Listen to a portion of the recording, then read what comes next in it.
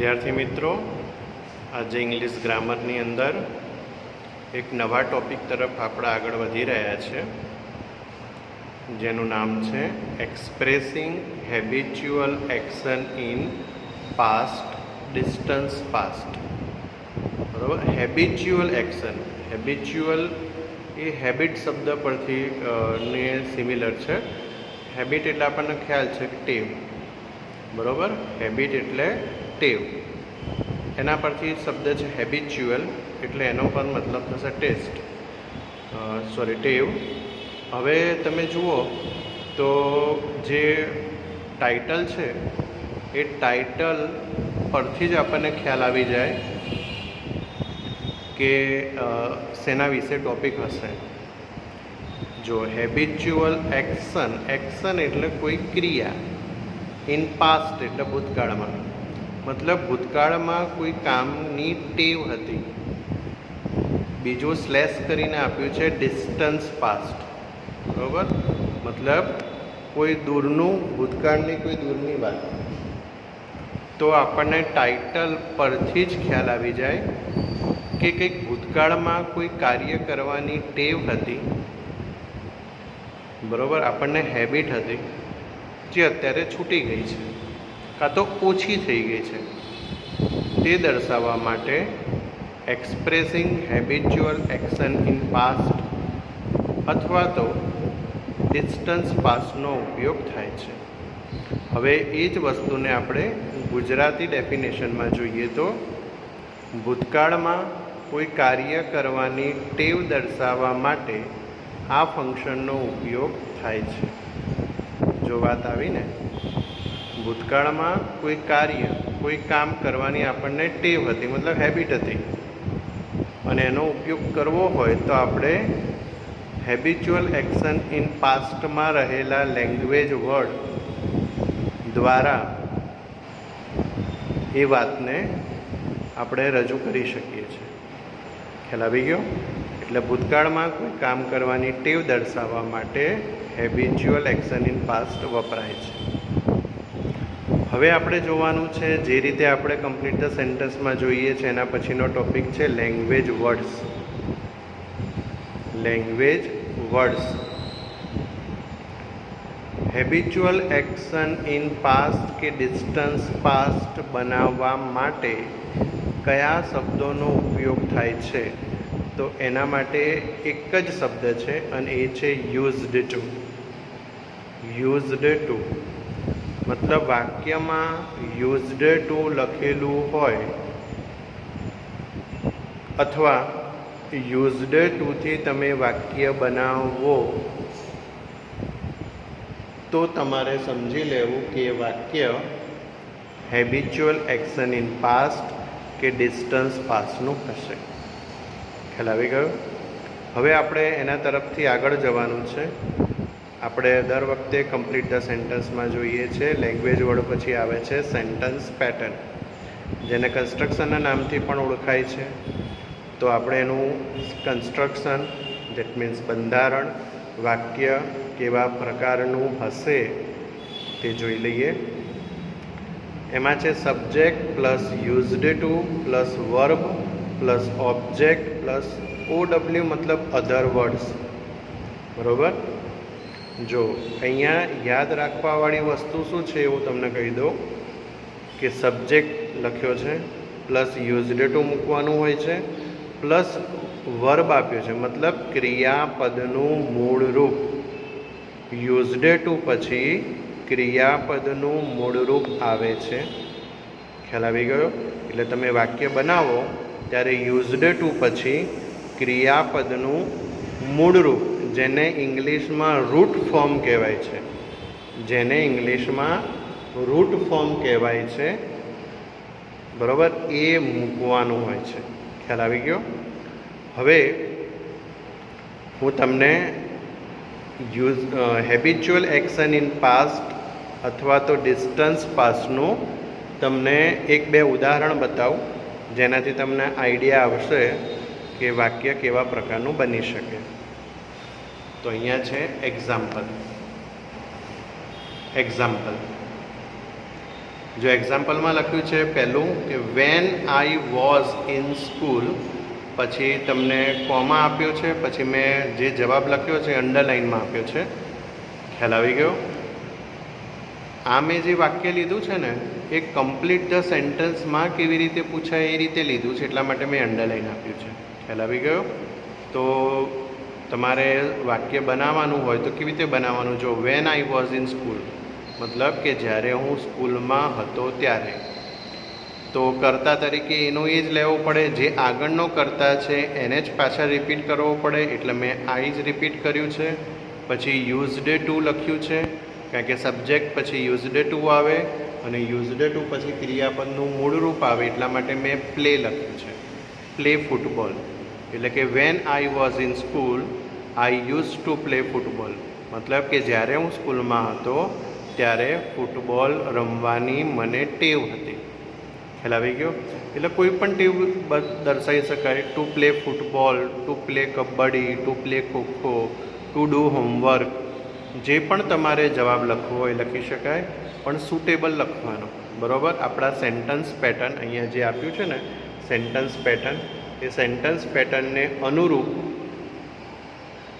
તમારે જવાબ લખવાનો. બીજું વાક્ય મેં તમને ઉદાહરણ માટે આપ્યું છે કે રમેશ, પછી અંડરલાઇન કરી દીધી છે. એકલું રમેશ એટલું જ લખ્યું હોય અને પછી અંડરલાઇન લખ્યું હોય, તો રમેશની ભૂતકાળમાં કોઈ ટેવ હતી એ દર્શાવવાની છે, કોઈ પણ ટેવ. અહીંયા મેં દર્શાવી છે કે Ramesh used to participate in English garba competition, in garba competition in school days. ફરીથી, Ramesh used to participate in garba competition in college days, મતલબ કે રમેશ જ્યારે કોલેજમાં હતો ત્યારે ગરબા કોમ્પિટિશનમાં ભાગ લેવાની એને ટેવ હતી. ખ્યાલ આવી ગયો? તો આ રીતે તમારે વાક્ય બનાવવાના છે, જે તમારું હેબિચ્યુઅલ એક્શન થશે. અહીંયા મેં થોડા એક્સરસાઇઝ માટેના 5 વાક્યો લીધા છે. બરાબર? તે 5 વાક્યોને હું તમને સમજાવી દઉં છું. પછી તમારે આખું જે મેં વિડીયોઝમાં જે પણ કંઈ બ્લેકબોર્ડ ઉપર લખેલું છે એ તમારે નોટબુકની અંદર લખવાનું છે, અને આ 5 વાક્ય હું તમને સમજાવી દઉં છું. તો એના જવાબ પણ તમારે એની અંદર લખવાના છે, અને સાથે સાથે નીચે બીજા 5 વાક્યો તમારી રીતે બીજા બનાવવાના છે. તો જુઓ, ઇન હિઝ ચાઇલ્ડહુડ, હવે અંડરલાઇન આપી દીધી છે, અને તમને બ્રેકેટમાં શું લખ્યું હશે? Habitual action in past. બરાબર? કમ્પ્લીટ ધ સેન્ટેન્સમાં આ રીતે પૂછાશે. એટલે તમારે પહેલાં શેનાથી શરૂઆત કરવાની? કર્તાથી. એટલે જો આગળ હીઝ આપ્યું છે, બરાબર, અહીંયા હીઝ છે, એટલા માટે તમે આગળ પાછળ જે કર્તા તરીકે હી લેવાનો. ખ્યાલ આવી ગયો? એટલે વાક્યને અનુરૂપ તમારે સબ્જેક્ટ મૂકવાનો રહેશે. જો અહીંયા હીઝ છે ને, અહીંયા હીઝ છે, બરાબર, તો અહીંયા તમારે હી લેવાનું. હી યુઝડ ટુ. બરાબર? વાક્યની શરૂઆત શું કીધી થશે? હી યુઝડ ટુ. એવી રીતે થશે. હવે જવાબમાં શું લખવાનું? તો કોઈ પણ વ્યક્તિની ટેવ દર્શાવી દેવાની. બરાબર? ઇન હિઝ ચાઇલ્ડહુડ મતલબ બાળપણમાં, he used to go to school, he used to play hide and seek, he used to go temple, ગમે તે કોઈ પણ ટેવ દર્શાવી દેવાની. ખ્યાલ આવી ગયો? ચલો બીજું વાક્ય, when I lived in my village. When I lived in my village મતલબ કે જ્યારે પણ હું ગામડામાં રહેતો હતો ત્યારે. હવે ગામડામાં રહેતો હતો તો એની કોઈ ટેવ દર્શાવવાની. તો કર્તા તરીકે આપણે આગળ આઈ આપ્યો છે એટલે એનું એ જ આપણે રિપીટ કરીશું, એટલે આઈ આવશે.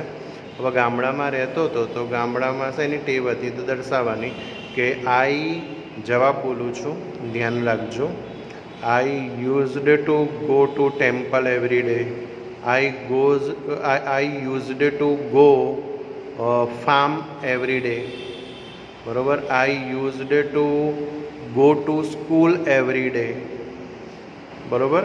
ગમે તે મતલબ હું જ્યારે ગામડામાં હતો ત્યારે ખેતી કરતો હતો, કે ગામડામાં હતો ત્યારે સ્કૂલ રેગ્યુલરલી જતો હતો, કે એવી રીતનું કોઈ પણ વાક્ય તમે બનાવી શકો. ખ્યાલ આવી ગયો? હવે ત્રીજું વાક્ય જુઓ, માય મધર. બસ એટલું જ લખ્યું છે, માય મધર, પછી અંડરલાઈન. કમ્પ્લીટ ધ સેન્ટન્સવાળું વાક્ય છે. હવે માય મધર જે લખ્યું છે તો મધરની કોઈ ટેવ બતાવવાની, બરાબર. દાખલા તરીકે માય મધર છે, એના પછી તરત તમારે શું લખી દેવાનું છે? Used two.